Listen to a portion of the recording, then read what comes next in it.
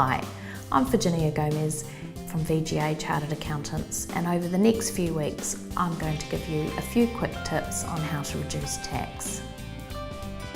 Not all businesses that manufacture, buy or sell products need to do a stock take.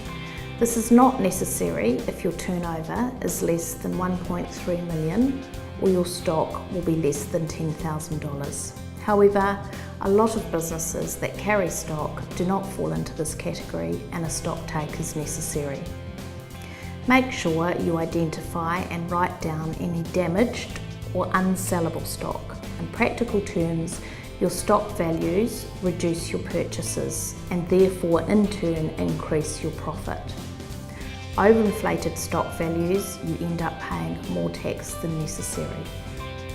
Stock is valued at cost price or net realisable value, exclusive of GST, and don't forget your stock take should be done on the 31st of March.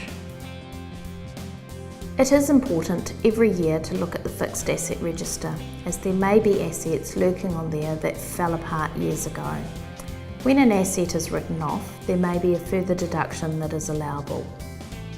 If assets have been sold below book value, there will be further deductions, and if an asset is sold above book value, then further income may need to be returned.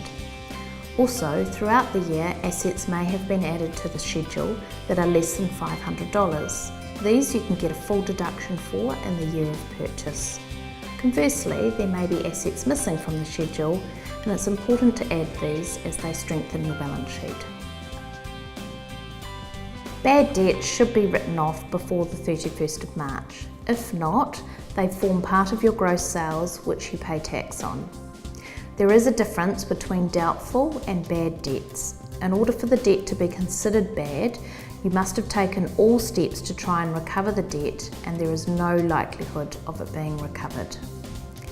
If the debtor has died with no assets or insufficient assets to pay, the debtor can't be traced or has gone bankrupt or into liquidation and has insufficient funds, then these should be written off.